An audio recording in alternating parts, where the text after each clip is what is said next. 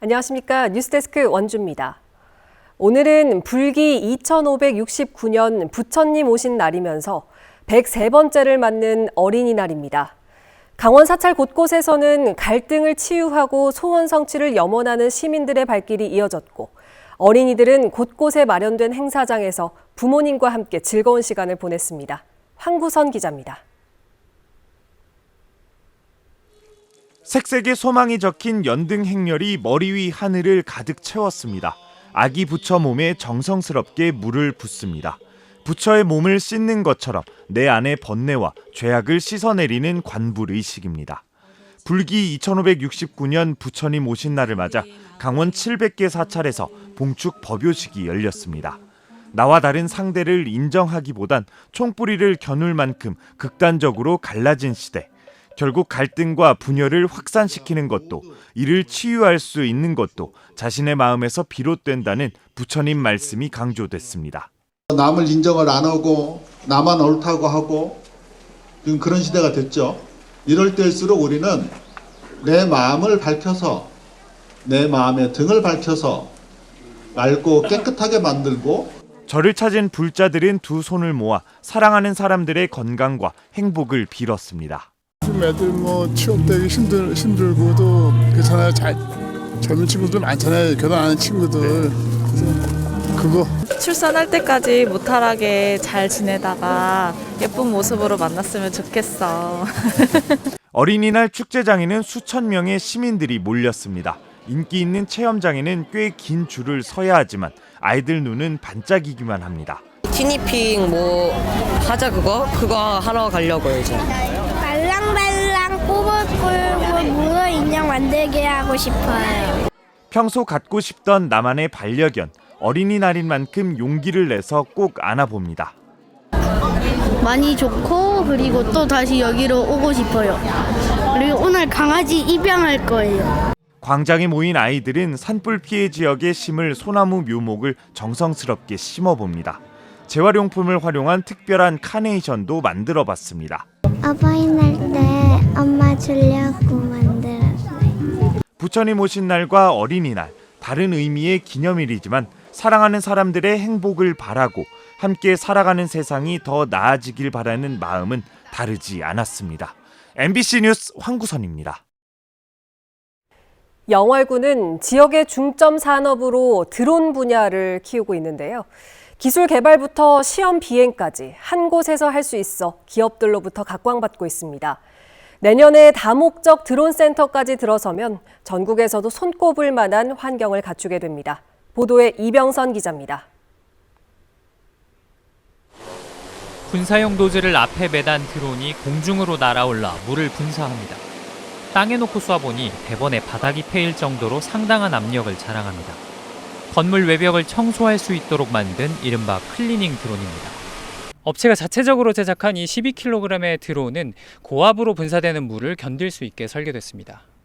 6개월간의 연구 개발 끝에 기존 기종을 청소용으로 만든 건데 인력을 써야 하는 건물 외벽 청소의 비용을 60%가량 줄이고 추락 사고를 예방하는 한편 사업 분야 확장 가능성도 큽니다.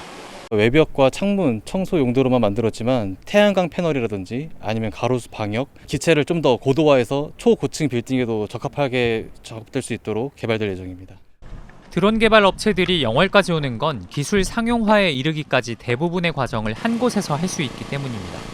짧게는 하루에서 일주일가량 체류하면서 기술 개발을 위해 장비를 활용하기도 하고 시험 비행으로 개발 상황을 점검하기도 합니다. 한 해에만 30에서 40개 기업이 영월을 찾아 기술 개발을 진행하고 있습니다. 또 이달 착공한 다목적 드론 센터가 내년 말 완공되고 나면 드론 산업의 중심지로 발돋움할 수 있을 걸로 보입니다.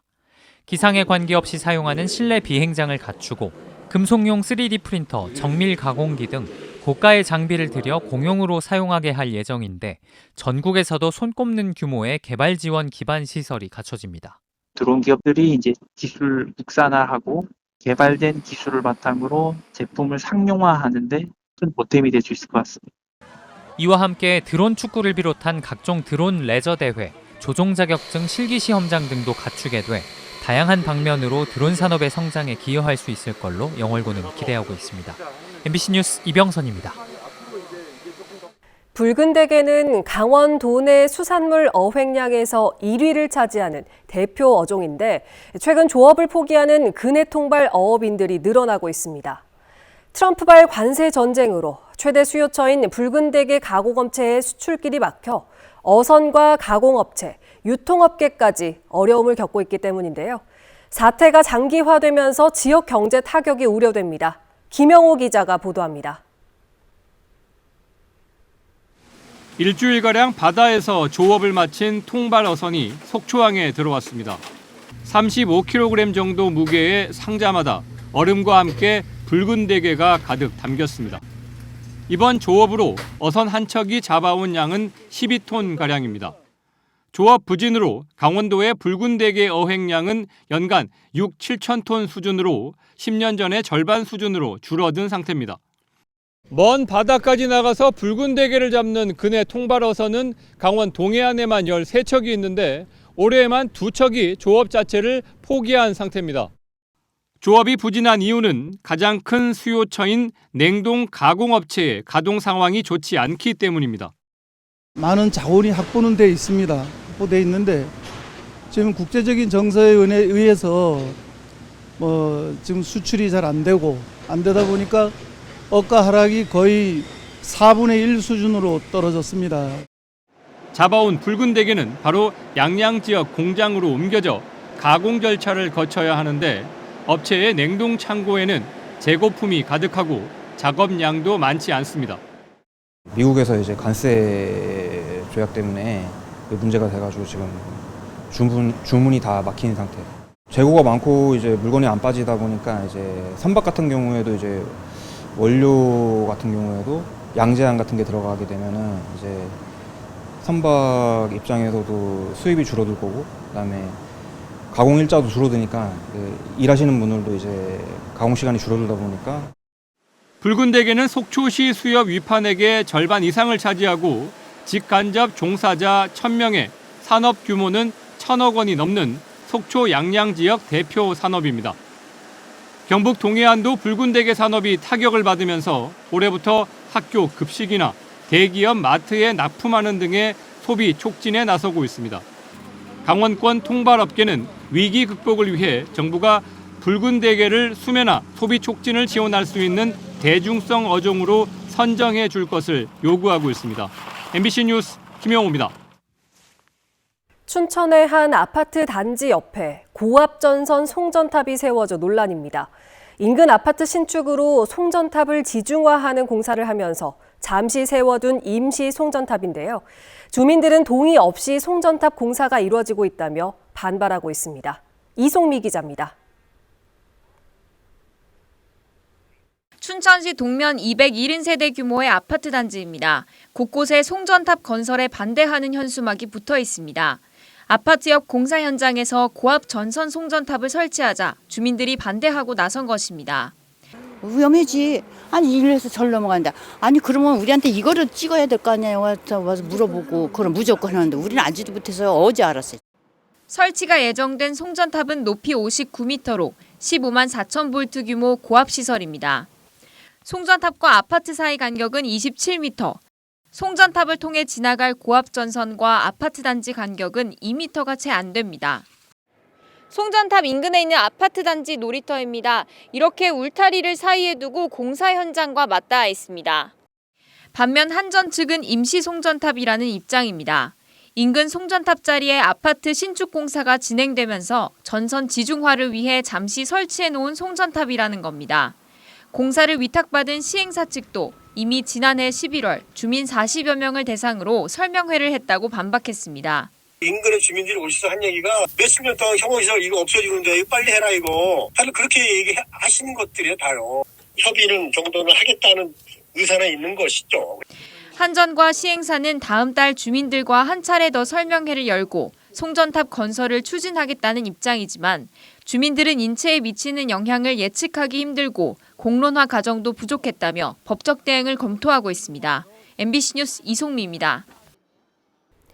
횡성시민연대와 탈핵, 탈석탄, 탈송전탑 기후순례단은 대선 후보들이 핵, 석탄 발전에 따른 환경 파괴와 기후 위기에 대응할 수 있도록 송전탑 중단 공약을 발표할 것을 촉구했습니다. 이를 위해 먼저 현재 진행 중인 동해안 신가평 송전선로를 비롯한 불필요한 송전탑 건설을 당장 멈춰야 한다고 주장했습니다.